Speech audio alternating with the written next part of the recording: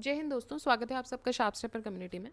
So we we discussing general science and today will be starting with detergent and soap. इस chapter के साथ हम start करेंगे। इसके अलावा हम पॉलिटी डिस्कस कर रहे हैं अभी, और 4 प्लेलिस्ट जो अवेलेबल है चैनल पे वो कंप्लीट हो चुकी हैं। That is history, economics, ecology and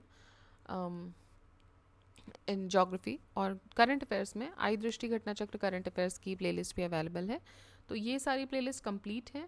running में भी 2 प्लेलिस्ट हैं, एक साइंस एंड पॉलिटी, तो वो आप चेक कर सकते हैं। ठीक है, चलिए तो स्टार्ट करते हैं क्वेश्चन नंबर 1 के साथ।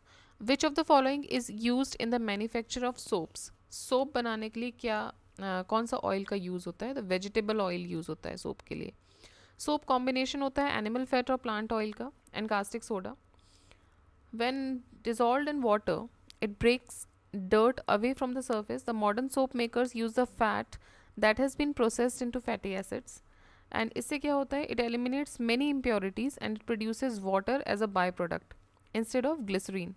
ठीक है, तो पानी निकलता है बाई प्रोडक्ट के तौर पे instead of glycerine. Many vegetable fats including olive oil, palm kernel and coconut oil ये यूज़ होते हैं सोप मेकिंग में। Soap removes the grease by. Soap grease को कैसे निकालता है? तो वो क्या करता है? इमल्सिफिकेशन के प्रोसेस से निकालता है। इमल्सीफायर्स क्या होते हैं?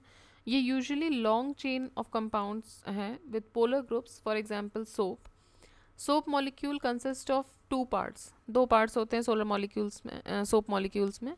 लॉन्ग हाइड्रोकार्बन चेन होती है जो कि है C17H35 which is soluble in fat and dissolved polar parts in water, that is COONA. So during emulsion, dipolar alkaline group of soap, it dissolves oil or grease, and the polar group it get dissolved in water.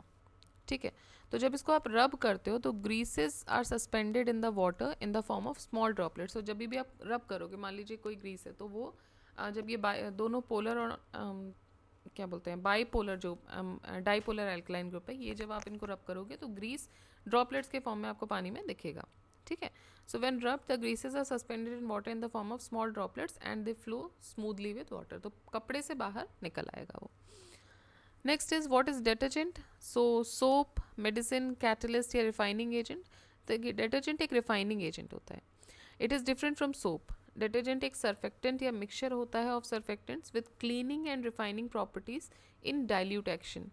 Most important ingredients in detergent are chemical called surfactants.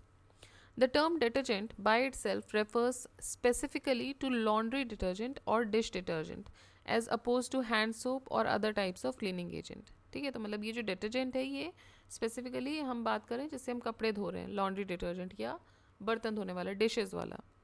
So it is that detergent जो कि hand soap से अलग होता है या दूसरी तरीके के क्लीनिंग एजेंट से अलग होता है। इसीलिए बोलते हैं कि जब आप ज़्यादा डिटर्जेंट्स का इस्तेमाल कर रहे हो, सोप के लिए क्यों नहीं होता है, हैंड वॉश हम कर रहे हैं तो आपके हाथ रफ हो जाते हैं, तो उनके जो सर्फेक्टेंट्स होते हैं they are different, right?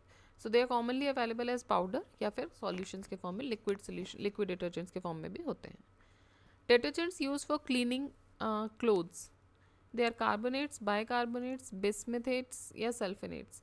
So clothes साफ करने के लिए जो डिटर्जेंट्स होते हैं they are usually alkyl benzene sulphonates, a family of compounds that are similar to soap but are more soluble in hard water. ठीक है, नेक्स्ट असर्शन रीजनिंग का क्वेश्चन है।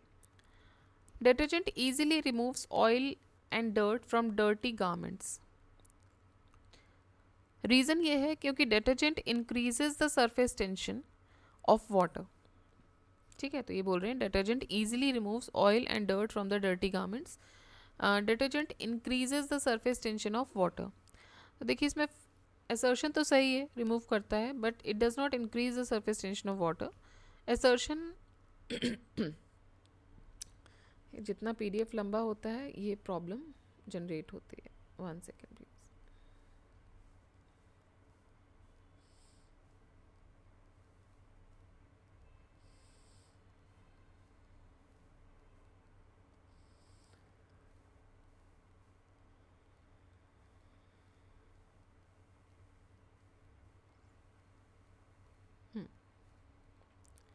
सो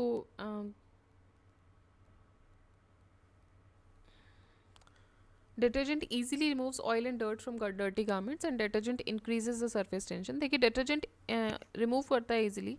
Surface tension of water is dramatically reduced. जब soap या detergent add किया जाता है तो सरफेस टेंशन कम हो जाता है.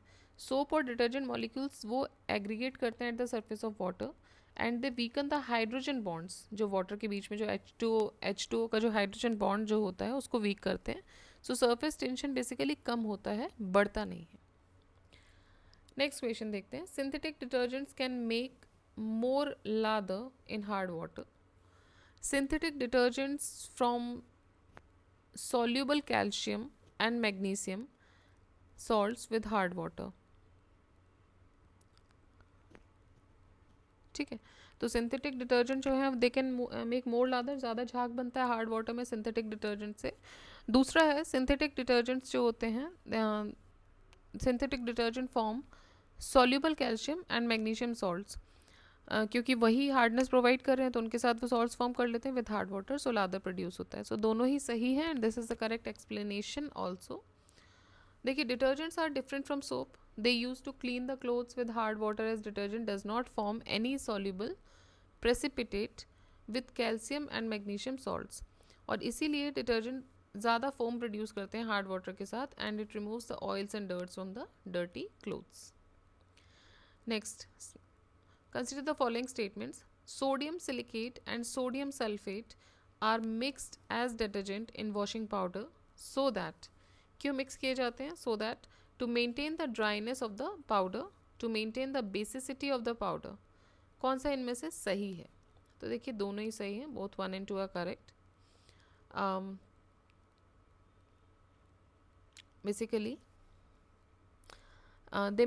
Sodium silicate and sodium sulphate को मिक्स किया जाता है डिटर्जेंट में एज डिटर्जेंट्स इन वॉशिंग पाउडर, जिससे कि पाउडर की ड्राइनेस भी मेंटेन रहे और बेसिसिटी भी मेंटेन रहे.